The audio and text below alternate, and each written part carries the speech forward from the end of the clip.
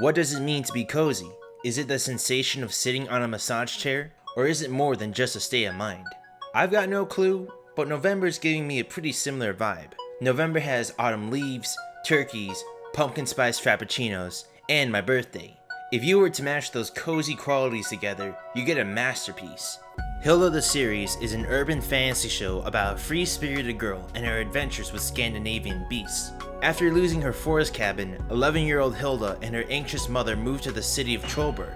Hilda struggles to adapt to mundane city life. She soon befriends both humans and non-humans, but not before exploring the darkest depths of the city. Hilda is based on a series of graphic novels of the same name. They were written and illustrated by Luke Pearson, who is also the showrunner. The show premiered on Netflix in 2018 and is currently heading in for its third season. Hilda the series is the spiritual embodiment of cozy vibes. It's fun, whimsical, and gorgeous.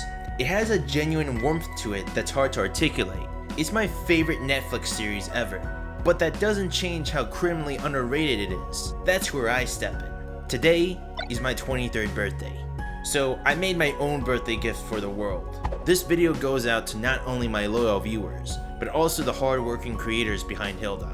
Talking about blue-haired people is kind of my thing, so let's venture outside Trollberg and explore why Hilda is so amazing.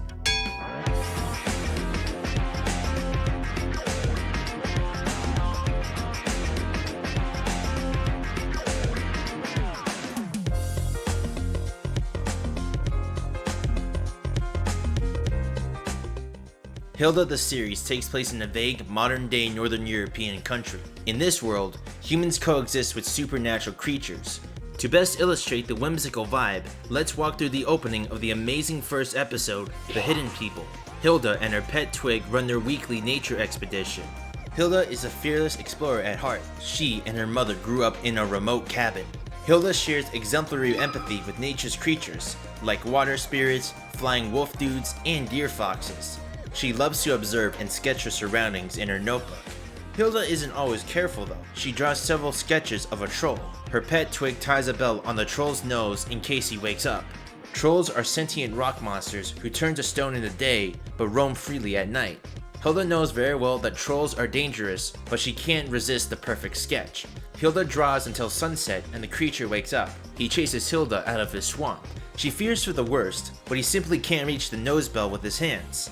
She unties it, but he grabs her to his face. Is he gonna devour her? Nah, dog. He gives back the sketchbook she dropped earlier, and then goes back to his business. These first 10 minutes perfectly establish the cozy tone.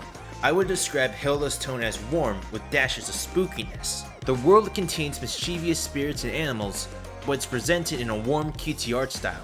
The world promises adventure, wonderful scenery, and unpredictable creatures. You know exactly what you're getting into. Hilda resolves her troll issue and enters her cabin. Hilda lives with her mother Joanna, a freelance graphic design artist in her 30s. Joanna and Hilda share an interesting mother-daughter dynamic.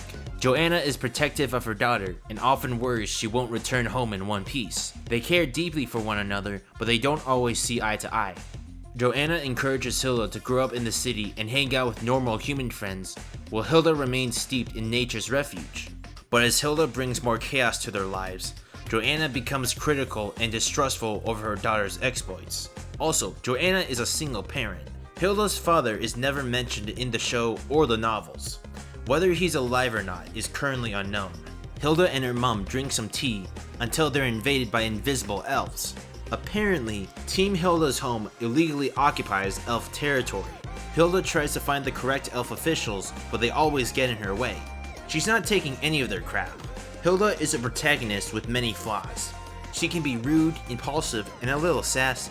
Team Hilda finds the elf prime minister, but he refuses to change his mind. Hilda complains to the skies and causes an avalanche. She rescues the minister's life, who agrees to cancel the eviction notice. If it weren't for her quick reflexes, she would have been in trouble. Hilda makes a lot of mistakes. One time, she enchanted her clumsy friend David to be a master singer. Unfortunately, she skimmed the part where she must reap his soul. Oops. If she wasn't kept in check by her city friends, who knows where she'd be. After dealing with an eviction notice, a mountain giant steps on Hilda's house. Joanna then moves the family to Trollberg, a bustling and walled-off metropolis. Hilda feels restrained and bored by the dull scenery. She initially despises the city, not really bonding with the school kids her age. The series follows a serialized plot structure. This means events from one episode carry over to the next. The first season doesn't have a traditional overarching goal. It's more slice of life, with Hilda meeting the city's creatures while also making her mom proud. The plot of season 1 is Hilda adapting to Trollberg's customs and learning to keep her friends. We learn that Joanna has to take a side job in order to afford the city apartment. Her graphic design gigs aren't enough. Hilda then joins the Sparrow Scouts, a public volunteer club for adolescents. As a new recruit, she gets assigned to Frida and David, who aid her on her many paranormal adventures. Frida is a smart, meticulous, and by-the-book student. Her goal is to earn every Sparrow Scout badge in existence. She gets enormous pressure as being the straight A student of her class, but she's confident in her meticulous actions. As Hilda's second in command, she is courageous, especially against wild terrain. Frida's partner is David, an overly cautious and clumsy boy. He lacks the bravery or parkour experience of his peers. He might be easily scared and distractible. Keep a good grip on the rope. That's easy enough. Whoa! That's a cool rock. Oh, look. Okay, he's a liability. But he is observant and doesn't take every weird phenomenon at face value. Despite his cowardice, he usually lends a hand to the trio. David, Frida, and Hilda seem like an unlikely trio, but their growth together is quite warranted. The trio comes across rowdy plant dudes, Viking elves, and teenage ghosts who feed on nightmares. Team Hilda becomes an efficient and vigorous team, but at a price. By the 9th episode, Frida gets fed up with Hilda's antics causing setbacks for all their personal lives. Frida quits the team and doesn't come back until the season finale. I mean, who can blame her? The show may seem cute, but they face some seriously grotesque stuff. Now, Hilda isn't as graphic or intense as something like Gravity Falls. There are a few scares, but they're done in a way that isn't too offensive. The team deals with evil teenage spirits, pirate ghosts, and carnivorous trolls. The creatures themselves may seem creepy, but it's nothing 3 11-year-olds couldn't handle. In the episode The Eternal Warriors, David feels bad for his fears always dragging down the team. He stumbles upon a ghost Viking clan, and he joins their bloodbath in order to conquer his fears. He feels unstoppable until he gets decapitated. Don't worry, I'll be... Ah!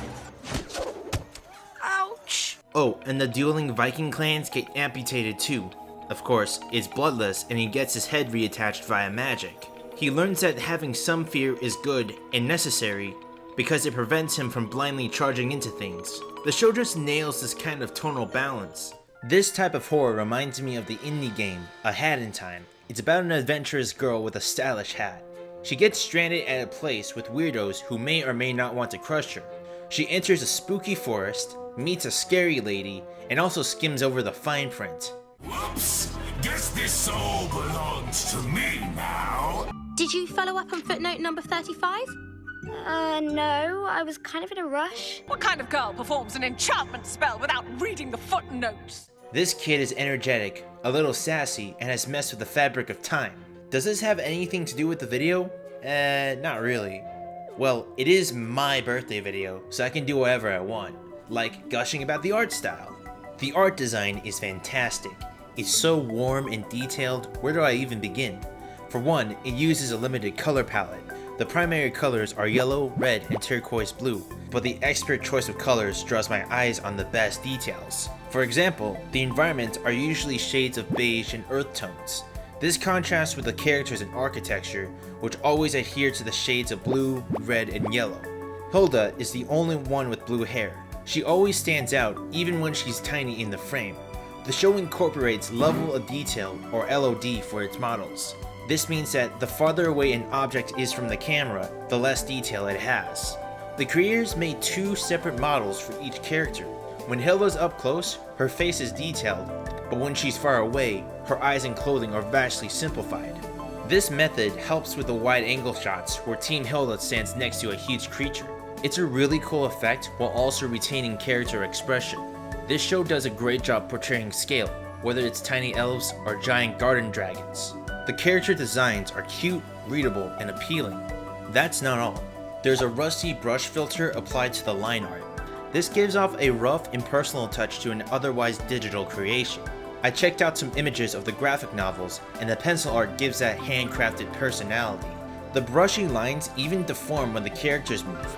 The comfortable art style might have got me hooked, but the writing kept me glued to the stream.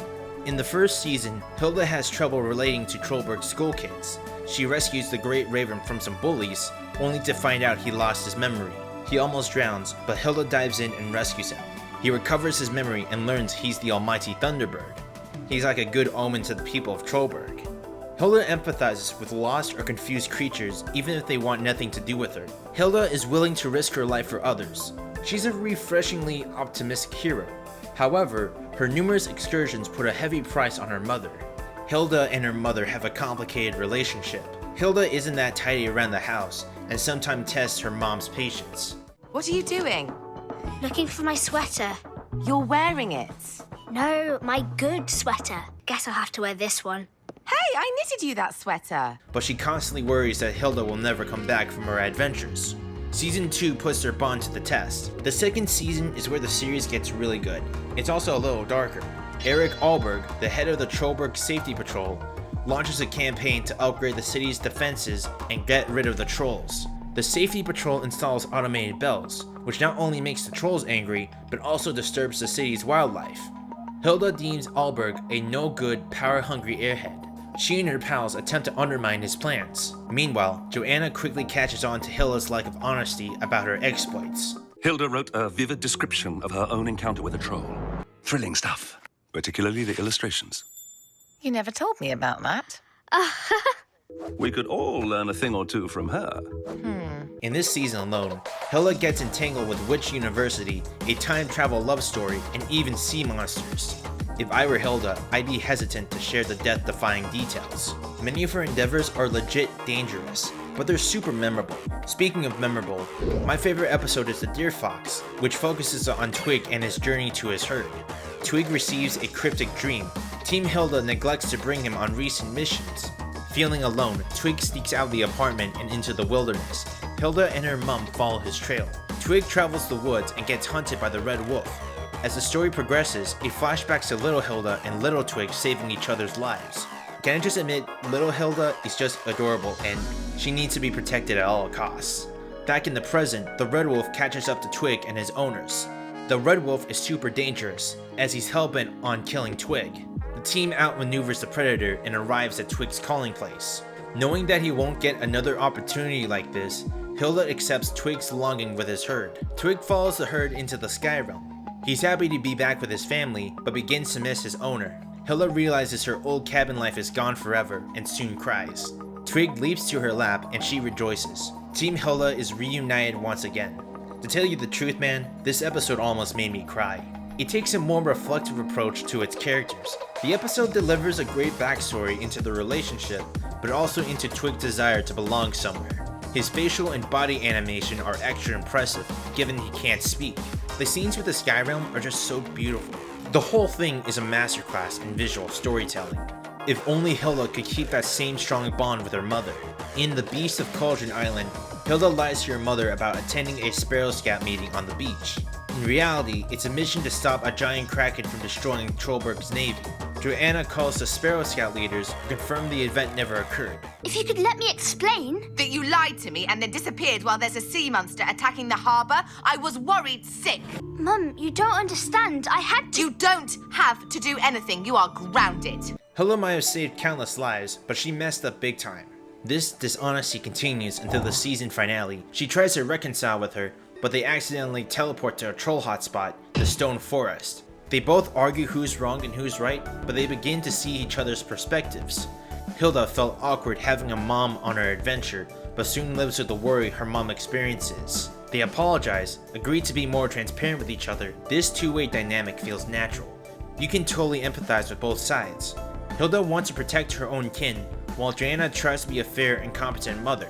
And given that Joanna sometimes sees the chaos in Hilda's adventures, it's no wonder she's always worried. It had great build-up for 2 seasons, and it felt more natural than parent is bad, kid is good. Also, this episode is super intense. David and Frida try to look for her, but they butt heads with a safety patrol. Meanwhile, Hilda and Joanna fight through the forest, find a rock bully, and try to escape him. And at the end, there's like a troll civil war and Joanna and Hilda barely escape in time. Oh, and David and Frida set a blow to the safety patrol. Eric Alberg's assistant, Gerda, learns that the trolls are actually not that bad and decides to quit on the spot. It was a nice way to see that arc end. Oh, and that cliffhanger, man, it turns out that the troll mom that Hilda met halfway through the episode is actually a witch, and the troll mom turned Hilda into a troll. What's going on? How is Hilda gonna get out of this one? No matter how dire things get, it's comforting to know Hilda will always persevere. To sum it up, Hilda is one of the best things I've seen in a long time. The world building is wonderful, the bits of horror are good, and the characters are memorable. There is so much stuff I wanted to put in, but I just don't have the time. Whenever I get stressed into oblivion, I can always count on a blue kid to cheer me up. I look forward to season 3. I hope you enjoyed this birthday present. I'd like to give a special shout out to the Hilda Court Discord server. I previewed my After Effects animation, you know, the same animation you saw at the beginning, and they liked it very much. If it weren't for their support and their encouragement, I don't think I'd get this video out. Thank you for watching, and have a wonderful day. And all things considered, it didn't work out too badly. We saw ourselves die! Twice!